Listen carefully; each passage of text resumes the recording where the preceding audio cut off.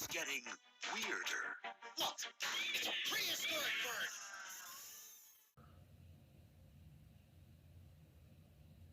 What the fuck was that? I mean, let's talk about it.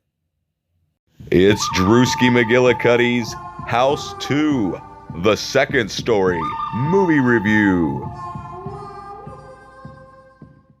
Hey everybody, it's Drewski McGillicuddy, and I finally put the controller down and stopped playing Red Dead Redemption 2 long enough to go and watch House 2, The Second Story from 1987.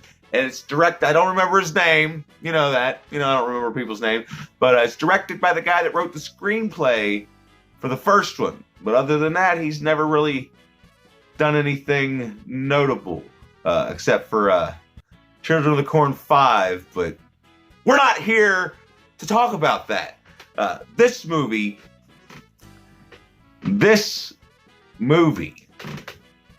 for one thing, how in the hell have I never seen this? Because, I was always intrigued as a child by the VHS covers of House and House 2 with the hand and whatnot. Now, I never saw House 3 or 4. I didn't even know there was a third or fourth one until I started watching Sinister Cinema reviews.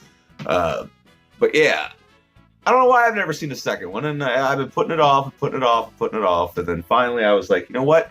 It's on that fancy Amazon Prime thing with Shudder. Let's throw it on and see what it looks like. And I don't know. This movie is all over the place, So it's about this guy. Apparently, he was a little baby, and his parents sent him away, and then they got killed. I don't need to sit here and tell you all that, but yeah, two buddies. They go back to the house, and they discover that there's this fancy crystal skull that Jesse, the main character's great-great-granddaddy, had, and they're supposed to protect it, and they dig him up, and then a bunch of crazy shit happens. And I'm going to go beat these dogs if they don't quit barking. It's ruining my videos every time. I don't know what to do with them. I have no idea what to do with them. But, see, now they broke my train of thought. We'll be right back after these special messages. Hey kids, why don't you shut your goddamn mouth and try Uncle Drewski's new fruity-ass unicorn cereal. Now you too can feel as unique and special as a goddamn unicorn. Now with non-toxic ingredients. Alright everybody, welcome back. The fuck was I talking about? House 2. So yeah, there's a bunch of crazy shit. So his great-granddaddy, Gramps, he's from the Old West. So he's walking around corpse, he's a corpse that's walking around, and the funny thing is they're having a Halloween party, and he fits right in. Now there is a fun scene with Gramps and Charlie. They go get drunk, and he teaches them how to drive his 1986 Alfa Romeo Spider.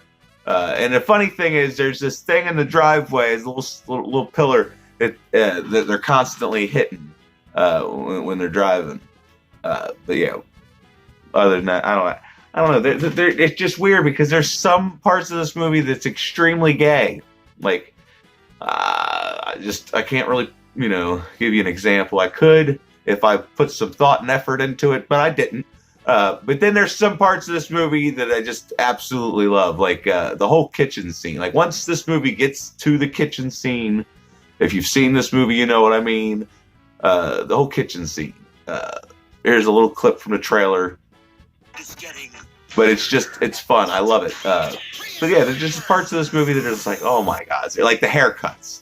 Look at these. Like, can I find the picture? What the fuck was going on with the haircuts in the 80s? Did nobody know how to give haircuts until like recently or something? Because I don't even remember the 90s having some pretty terrible haircuts or hairstyles. But Jesus Christ, look at Charlie's hair. It's just, look at Jesse's hair. Are you looking at it? Is there pictures of it? I don't know what I'm doing. I have no idea what I'm doing. But yeah, I don't know. When they go, they're running through the prehistoric jungle, chasing this. I can't even talk. But yeah, they're running through the prehistoric jungle, chasing this caveman, and it's just terrible. Like, I don't know. But I mean, this is 1987 for you. I mean, it gave birth to some of the greatest horror movies of all time, and it also gave birth to stuff like this, which, you know, this isn't terrible, but it's not the best I've ever seen, but it's got some wonderful moments, and it's extremely fun. So, yeah, I'm going to sit here for like 10 minutes and try to figure out what to rate it. But yeah, the ending of the movie, like the third act is like, well, like I said, once they get back from the prehistoric jungle, and then there's the little baby pterodactyl. From then on out, it's pretty hilarious and fun. But the one thing that kind of bothered me, I don't understand what the hell they got this little pug or something that looks like a glowworm. If you remember what glowworms are, but it's like a little caterpillar with a pug face. It's like, what the hell were you people thinking? And it just some of the other stuff like that. It's like, you know, this movie is already over the top enough. You're gonna put stuff like that. It's just like the shirt that Charlie's wearing with the bananas on it. It's like, come on now. No, I'm kidding. But anyway, yeah. So this is a pretty fun movie. If you've not seen it before, I would definitely recommend checking it out. What would I rate it? I'd put a number on it, honestly, and I'd give it probably a 6.5. That's a number. That's a number for you. 6.5. I mean, it's pretty underrated on the IMDb's, but it's funny because it's got 4.5 stars on Amazon, but a 5.4 on IMDb. So yeah, that goes to show you can't always trust, especially when it comes to horror. You can't always trust the IMDb. I say anything that's got above a 5.0 is definitely worth checking out. So yeah, that's above a 5.0, definitely worth checking out. I gotta go feed my horse. I gotta go buy some new hats. I just robbed the bank in Valentine's, so I'm gonna go spend some money. I already customized all my guns because I found the hidden gold up by the statues. That's the other funny thing about this movie. The end of this movie, they go back to the Old West, and it got me thinking, you know what? I cannot wait to just go play some more Red Dead Redemption 2 because it's taken over my life. Luckily, I get like a little bit of a vacation next week, but I'm going to try to put the controller down and clean. Anyway, we're not here to talk about that, right? So make sure you like, share, and subscribe. And there was something else. Oh yeah, we had our before you well, you can go ahead, like, share, and subscribe. But here's the only pictures I got. We had our cast party for the haunted house I work at for the dentist school. We had a cast party last night, and unfortunately, I only got 3 pictures.